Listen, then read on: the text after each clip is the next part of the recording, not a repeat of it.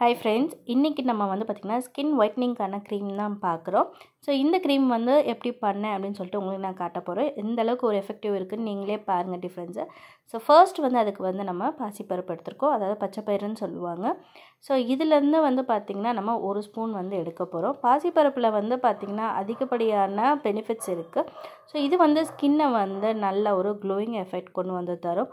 அது மட்டும் இல்லை, பிம்பிள்ஸ் இது எல்லாத்தையுமே வந்து பார்த்திங்கன்னா இந்த பாசிப்பருப்பு வந்து ரெடியூஸ் பண்ணி கொடுக்கும். ஸோ இப்போ இதுலேருந்து பார்த்திங்கன்னா நான் ஒரு ஸ்பூன் அளவுக்கு மட்டும் எடுத்திருக்கேன். இந்த க்ரீம் வந்து பார்த்திங்கன்னா போதுமான அளவு நான் காமிச்ச குவான்டிட்டிக்கு வந்து உங்களுக்கு வந்து மேக்ஸிமம் 1 வீக் இல்லைன்னா 10 டேஸ் வரைக்கும் வரும்.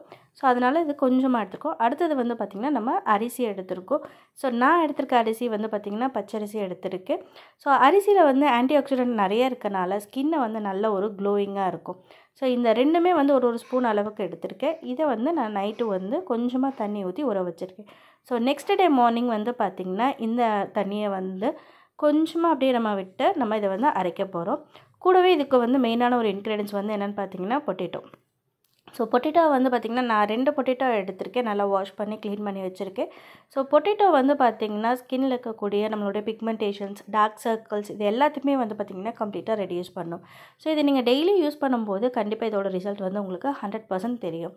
ஸோ இதை வந்து பார்த்திங்கன்னா அரைச்சதை வந்து நான் வந்து ஃபில்டர் பண்ணி வச்சுருக்கேன். ஃபில்டர் பண்ணிவிட்டு இதை அப்படியே வந்து பார்த்திங்கன்னா நம்ம வந்து நல்லா வந்து ஹீட் பண்ண போகிறோம். ஸோ நல்லா ஒரு கட்டி பதத்துக்கு வந்து இதை வந்து நம்ம நல்லா அப்படியே வந்து கிண்டிகிட்ருக்கணும். ஸோ கிண்டி முடித்தோன்னா அப்படியே கொஞ்சம் நேரம் இதை ஆற விட்டுடுங்க. ஸோ இது நல்லா ஆறினோடனே நமக்கு ஒரு ஸ்பூன் அளவுக்கு தேவையான அளவு பால் சேர்த்துக்கலாம். ஸோ சூடாக காய்ச்சும் போது பாலோட தன்மை வந்து கொஞ்சம் டிஃப்ரெண்ட்டாக இருக்கும். அதனால தான் வந்து ராவாக வந்து மில்க்கை வந்து ஆட் பண்ணிக்கிறோம். ஸோ இது எல்லாத்தையுமே நல்லா மிக்ஸ் பண்ணோன்னே நமக்கு ஒரு க்ரீம் கன்சிஸ்டன்சிக்கு வந்துடும். ஸோ இப்போ அந்த க்ரீம் தான் நான் வந்து பார்த்திங்கன்னா ஒரு பவுலில் வந்து நான் வந்து ஸ்டோர் பண்ணி வைக்கிறேன். ஸோ எனக்கு வந்து பார்த்திங்கன்னா இது 1 வீக்குக்கு வந்து தாராளமாக வரும். ஸோ இப்போ இதோட ரிசல்ட் வந்து நான் உங்களுக்கு லைவாக காட்டுறேன். ஸோ நான் இது வந்து என்னோடய கையில் அப்ளை பண்ணுறேன் பாருங்கள். ஸோ எந்த அளவுக்கு வந்து அது ஒரு க்ளோயிங் எஃபெக்ட் வந்து நமக்கு இன்ஸ்டண்ட்டாக தருதுன்னு சொல்லிட்டு நீங்களே பார்த்தா தெரியும். இந்த க்ரீமை வந்து நம்ம 2 விதமாக யூஸ் பண்ணலாம். நீங்கள் நைட்டு படுக்கும்போது கொஞ்சம் நேரம் நல்லா அப்ளை பண்ணிவிட்டு நீங்கள் இதை வந்து வைப் அப் பண்ணிக்கலாம். அப்படி இல்லை அப்படின்னா நீங்கள் இதை ஒரு ஃபேஸ் பேக் மாதிரி கூட போடலாம்.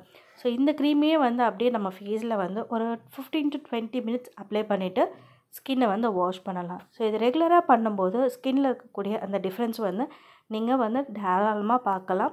ஸோ இது வந்து ஒரு கம்ப்ளீட் ஹோம் ரெமெடியன்ஸ் தான். ஸோ எந்த விதமான ஆர்டிஃபிஷியல் இன்க்ரீடியன்ஸ் வந்து இதில் நம்ம வந்து ஆட் பண்ணலாம். ஸோ எல்லாமே வந்து பார்த்திங்கன்னா நேச்சுரல் பொருள் தான். அதுவும் நம்ம டெய்லி யூஸ் பண்ணக்கூடிய பொருள்லேயே வச்சு பண்ணியிருக்கோம். ஸோ இந்த டிப்ஸ் உங்களுக்கு பிடிச்சிக்கும்னு நினைக்கிறேன். நீங்கள் ட்ரை பண்ணி பாருங்கள்.